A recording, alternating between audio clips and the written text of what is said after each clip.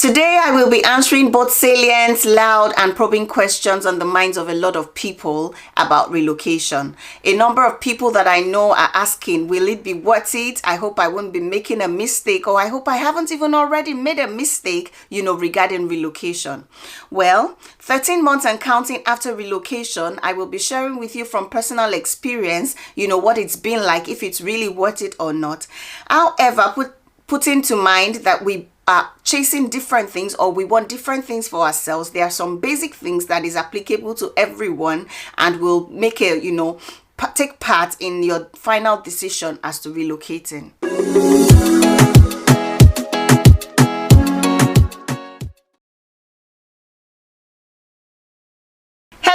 And welcome back to my YouTube channel. My name is the Olajumoke Egbola. If this is your first time on my YouTube channel, I want to say a warm welcome to you. And if this is not your first time, you've liked, you've shared, you've subscribed, you've told a friend to subscribe, you've made a comment, guys, you're the real deal. You've got my heart, and I want to say thank you.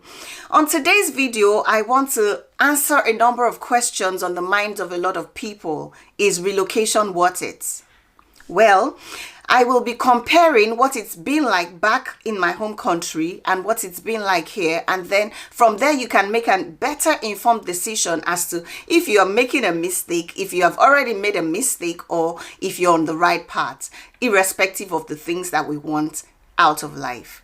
So I will be sharing with you on 7 points the things that are different, or the things that are, will make you make that informed decision as to if it's worth it or not. Number 1 on my list will be the money involved in relocation. Guys, if you think about the amounts involved in relocating, you want to ask yourself, is it worth it? If I put this amount of money into good use over here back in my own country, Nigeria, wouldn't I be okay, instead of having to relocate? Because the amount is a lot, especially for, a large number of family. If as an individual, it's still understandable, even though I know it's getting high up here right now. But when you're talking about a family of 4, a family of 5 or 6, the amount you need to put together, is it worth it to use it in relocating? I'm not saying bringing it for relocation to settle. I'm saying the amount involved in relocating, passports, all of those costs. Is it worth it? Now, it depends on what you want. If you think that amount, you put it into good use. There are a number of people I know back at home who have put in huge amounts of money into things, and at the end of the day, have nothing to show for it. And there are some who will say, rather than put that money into stocks over there back at home, I would rather use it and look for greener pastures elsewhere. One thing I must say at this time is that we must not put aside the God factor. What is God telling you? What are you here? That is a very, very important part that you really need to know. What is your gut? What is your mind? What is it saying about it? Is it saying move, or is it because a number of people are moving, you should move to? Or is there really some basic things that you know that this is the way forward for you? All right. Number 2, I will be sharing with you will be the costs of living here. The cost of living here is on the increase, guys. It is worthy to note here that the amount we pay for rent back in my home country, Nigeria, is basically what we pay in a month here. When you want to think about this, things like that is really big deal. Like, how can I be spending that amount of money? I put in a year in Nigeria, and then I'm spending it for rent a month. The cost of living will throw you out. Like, the good thing is that you make the money for it to be able to foot those expenses. But do you have anything extra? Are you able to save better in Nigeria than you are here? Are you saving? Do you think that, you're saving more? For me personally, I would say that I am able to save more here than I'm able to save, because back home in Nigeria, I wasn't earning so much. Apart from that, the other issue of if I'm able to save so much will come with how much exactly are you earning? Sometimes you're earning so much over here in the abroad, and then you are saving so little because the expenses are high up here. So you want to consider, I want to have a huge savings. I want to, as a good parent, leave inheritance for my children, you know. Will I be able to work towards that if I'm here or way back at home? Am I doing just good enough, or am I doing extremely good with my savings even back at home? You want to consider those options, right? Number 3 will be the sizes of the houses. If you are one whose pet peeve is, you know, having small spaces, UK, the spaces are small, guys. You know, back home in Nigeria, you have large rooms, you have everywhere big, you are spacious, is, you know, but over here they are just small cubicles, you know, and then you are managing. As a matter of fact, I discovered that the reason why a number of people here do not keep stuffs is because they do not even have the space for it. Back home in Nigeria, I had things that I've kept for 10 years, things I've kept for many years because I had space for them. But over here, you don't have the opportunity or that kind of privilege to keep things. You have to dispose them because you don't even have space to keep them. If that is something that you really cannot stand, and this even goes to couples, where your private moment, your intimate moment, you are wondering if your neighbor is not in on your private moment because these spaces are so small. Like, you could hear your neighbor's conversation or your neighbor's TV. It's quite small, guys. It is really quite small. You know, it's something to consider. Space, right? Number 4 on my list will be socialization. If you are the type who is big on socializing, who is big on hanging out, who is big on, you know, guys, Lagos, Nigeria as a whole is a big place, a good place for socialization. You will say, what is socialization got to do with your future or destiny? It's when you get here, you know the impact or the positive effects, you know, of socializing and not having any of such things here. So there's not much thing as having time to go visit somebody, or somebody's coming to visit you, because everyone has got different schedules, you know, work schedules and all of that. Some work night, some work day, and it just doesn't tally. For you to have time to socialize, it has to be done intentionally. You have to be really intentional about it. It's not something you can just say, oh girl, I'm coming over. You want to be sure, are you working? If you're not working, are you sleeping?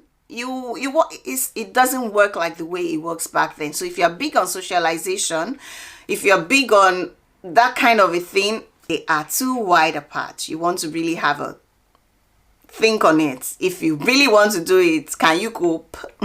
Number 5 will be general increase in cost of living. I understand back home in Nigeria, things have gone up there, expensive and all.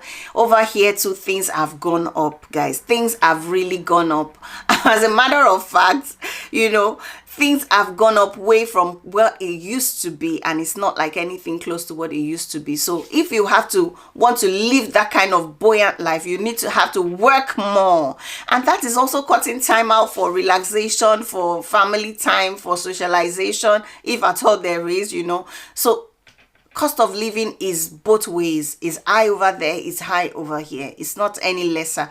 As a matter of fact, some people come and say, I thought food was cheaper here. Now, you know, by the time you enter a grocery store and come out, you spend so much money already. It's high in both places. Now, this is for parents. You know, a lot of us will say the reason why we want to relocate is because of the future of our children. That's that line. I've heard it a lot of times, you know, that is because of the future of my children. I want better for my children. That's why relocation, guys. Is it really better for your children? Back in Nigeria, you can correct your children the way you want. If you've not seen my last video, this is cue for you to go over and watch my last video. Correct them the way you would back in Nigeria. And when it comes to the academics, I can tell you for a fact that the academic workload of, you know, being in the UK over here is nothing compared to the workload of being in Nigeria. And then I ask my daughter, like, this is not work, because I know the amount of workload you had back in Nigeria compared to what you're doing right here is nothing compared to it, guys. Apart from that, they are not all theory like back home in Nigeria. They are more of practical and theory. So there's a good blend actually of studying over here than I would say we have back in Nigeria. On the long run, when you look at it in the marketplace, anyone from abroad is given higher position in most cases than those who were, who learned or who schooled back in Nigeria. Why is that? Because if you look at the workload, Nigeria is doing a whole lot more than they are doing over here. In fact, I'd say to my younger kids, they do a lot of play more than a lot of schoolwork, but that's how they learn and that's how they grow over here. So is it really for the betterment of your children? Exposure wise, absolutely 100%. I hear my kids talk about things that I would not have heard them talk about at this stage, here, than if we were still in Nigeria. So I'm quite excited at how exposed they are than just the academic, academic work that is it. So what do you want? And some people will say, who wants even any too much workload for their kids anyway? So if you are in that category, then abroad is the way to go. But if you are in Nigeria, you have to do what you have to do, and the workload is so big and high up there. Another major point I want to talk about will be fear for our lives.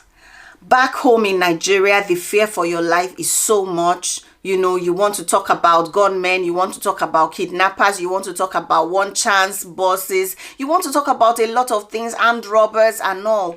The fear for your life is a lot. That is not to say that there is no fear for your life in the UK, but it is minimal. Anyway, let me share with you my experience with a thief when I got to the UK, in the UK. So we moved into an hotel when we arrived to the UK, and we forgot one of our luggages just at the entrance of the hotel that we stayed. And we didn't remember that our luggages, we were actually fagged out, so we didn't remember that one of our luggages, was still outside, and it was left there overnight till the next day before we realized. And when we checked, we saw that it had been opened. At that point, we couldn't really say what was taken from it or what wasn't there. We just dragged the bag in. And then later on, I think a day afterwards, I saw a pair of my shoes that I came with from Nigeria. I saw it, in the lift. And I'm like, really? So someone actually stole this from, that bag, and then the person returned it. I'm like, this is nothing like Nigerian kind of, experience, because it's gone. You could even be armed in the process, and, so that was my experience, that someone actually stole something from my bag and then returned it again. And that's not the only experience that we've had with, losing things. We've actually also lost a lot of things before. And hours later, in a public place, and hours later, we got back to that place and we still found everything, money and all sorts, intact. I was like, wow.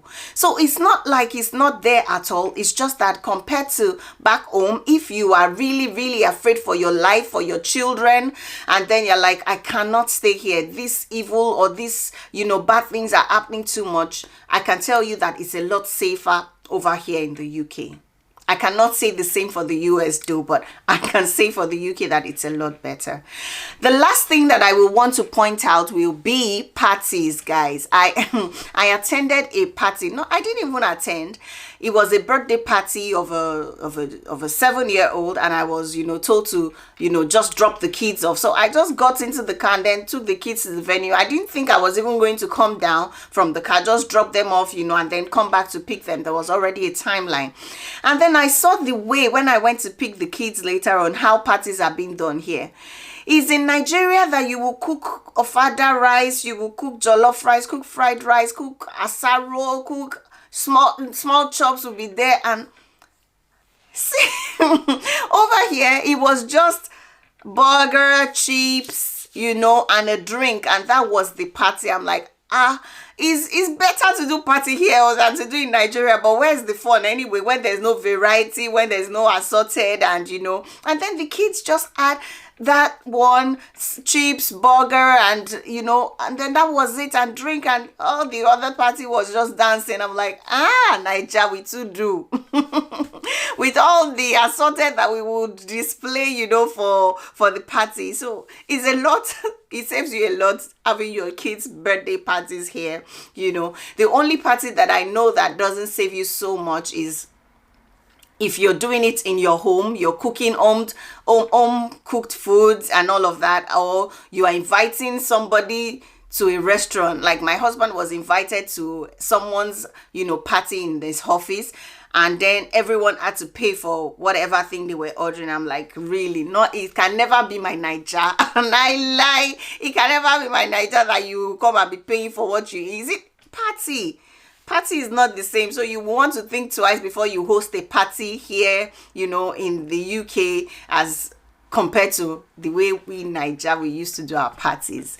So guys, these are things that I know will generally affect everyone, irrespective of your particular purpose. And knowing that, especially for parents, that you are going along with the destinies of your children, of yourself, of your spouse, you don't want to make a mistake. I know a number of people who are here already who are saying, I think I've made a mistake coming. I think this isn't the right thing to do. I think it's better to be more informed before taking such life-changing decisions, than to just take these decisions, so shabbily without looking in depth. And I hope this video has really helped you, opened your eyes in some form of ways as to being able to make better decisions. If you're already here in the UK, I can only tell you that it gets better. It gets better. But if you are not yet here, you're still considering, these are part of the things that you want to really look at. Anyways, guys, thank you so much for being a part of this video. Please like, share, comment, subscribe, tell your friends to subscribe, and I will see you in my next video. Bye for now, guys.